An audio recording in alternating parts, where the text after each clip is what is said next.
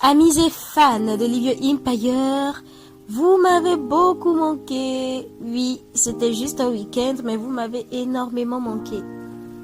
J'espère que vous tous, où que vous soyez, qui que vous soyez, et quel que soit le nombre que vous êtes, j'espère que vous vous portez tous bien. Alors, pour ceux qui ne me connaissent pas encore, c'est Sacha Kind alias Sacha K. Et ce soir, nous sommes avec vous.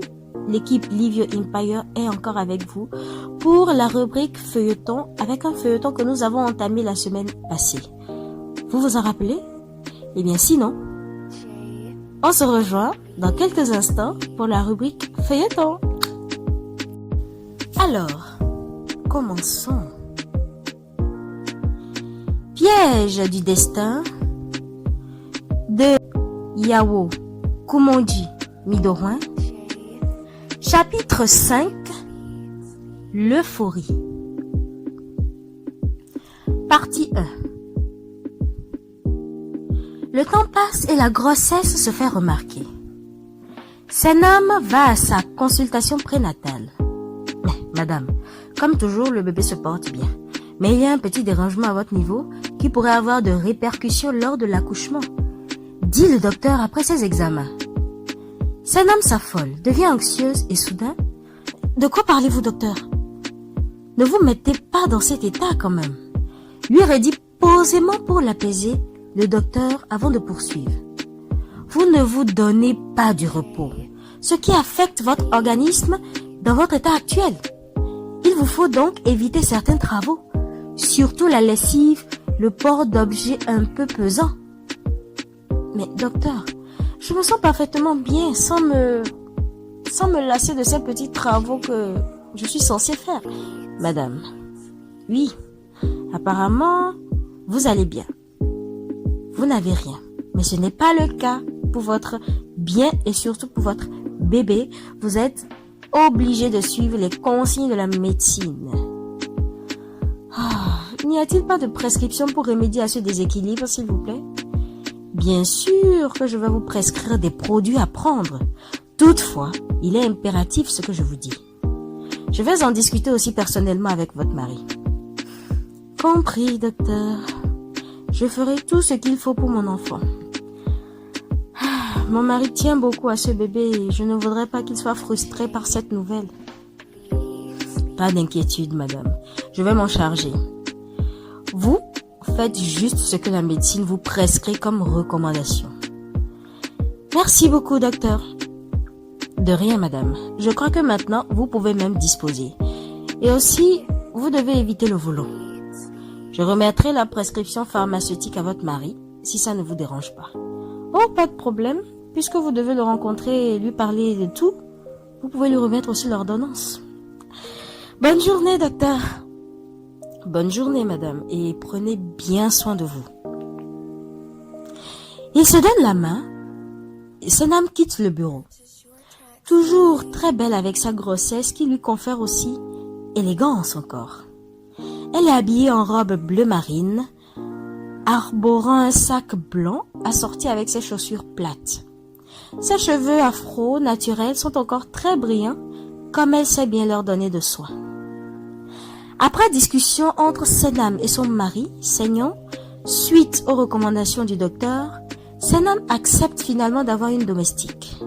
Elle n'a plus d'autre choix que de céder. Seignon rend alors visite à son ami et lui en parle. Ah, ton plan a marché. Elle a mordu à l'hameçon. Tu parles de quel plan? Mais toi aussi. On dirait que tu as la tête d'une huître. Je parle de ma femme et de son refus de domestique. Ça alors? Oui, le docteur a mis ton plan en marche et paf, elle a tout avalé comme une silure en jetant sur l'asticot. Je te l'avais dit, non? Et pendant que nous y sommes, tu as déjà trouvé une sous la main? Non, pas encore. Je veux aller dans une agence où on forme des domestiques et en recruter une. C'est une bonne idée. Toutefois, j'ai une cousine bien sérieuse. Elle est une grande fille pour bien prendre soin de ta maison. Elle est à la recherche de quoi faire. Si ceci ne te dérange pas, tu ne Enfin, tu ne peux pas me la prendre? C'est la fille à l'une de mes tantes maternelles. Mais c'est une excellente nouvelle. Si c'est toi qui me la proposes, ça voudrait dire que tu la connais assez pour savoir qu'elle ferait une bonne compagnie pour mon ménage. Bien sûr, ne t'en fais pas pour... Enfin, je suis tout le temps chez toi, non?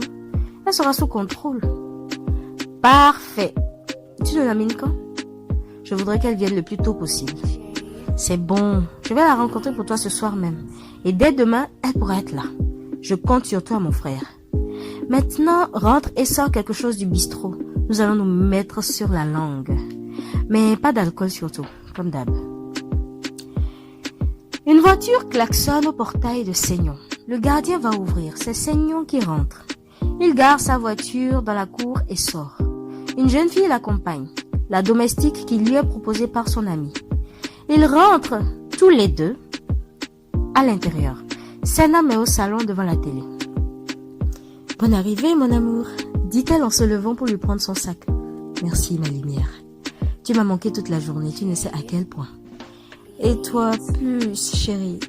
Tellement je m'ennuie toute seule sans toi. Allons nous asseoir, » lui dit-elle, après qu'ils se soient embrassés sur les lèvres. « Merci, chérie. Ah, j'oubliais mon cœur. Voici... » Se tournant à la jeune fille pour son nom qui l'échappe. Seigneur lui demande, rappelle-moi ton nom s'il te plaît. Amivi, patron. Seigneur se retourne vers sa femme. Voici Amivi ou Mimi, la cousine de notre amie qui nous a proposé pour nous aider dans les tâches ménagères afin que tu puisses te reposer, chérie. Se tournant vers Amivi encore, il lui dit, pour commencer, moi, ne m'appelle pas patron, c'est clair? Tu peux dire tonton ou frère, peu importe. Mais patron, je ne le veux pour rien. Amivi lui répond de la tête d'avoir compris. Elle vient d'arriver et la timidité est en elle. Sagnon lui enchaîne en lui présentant Senam. Voici madame. C'est moi madame, hein? Amivi, appelle-moi aussi tanti ou ma sœur. Peu importe. Je suis son féminin, donc nous sommes même chose. Dit Senam qui refoule souriante les propos de son mari. Tu vois, ici tu es chez toi, entre frères et sœurs. Fais bien ce pourquoi tu es appelé. Surtout, respecte-toi bien. Sois-toi un toit paisible. Nous n'y voulons jamais de tumulte. Redit Seignon avec un sourire à Amivi. Pardon. Merci tonton, merci tanti. J'ai tout compris et je ne vais pas vous décevoir. Mon cousin m'a tout dit sur vous et vous pouvez compter sur moi, leur dit à son tour Amivi qui se montre rassurante. Je vois que nous nous comprenons bien déjà. Et comme mon mari te l'a dit, tu es chez toi. Tu sais ce que tu as à y faire. Eh bien. Oui, tanti. Seignon fait savoir qu'il doit aller prendre sa douche et il monte en haut. Senam demande à son tour à sa nouvelle désormais compagne de la suivre pour lui montrer sa chambre et la maison. Et elles s'en vont aussi. Comme promis, Amivi est bonne compagnie. Elle ne néglige pas son travail. Elle ne cause aucun désagrément. Et sa patronne, Senam, qui s'est trouvée plutôt une sœur avec qui elle peut s'asseoir et causer. Senam lui vante même du mérite auprès de son mari Seignon. Elle est bien entretenue en retour et chaque jour, elle devient aussi plus radieuse que la veille.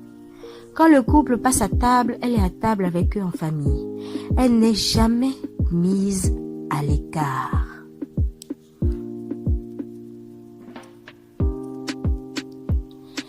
Eh bien les amis, retrouvons-nous dans quelques instants. Restez connectés, restez scotchés pour la suite du chapitre 5. À tout à l'heure.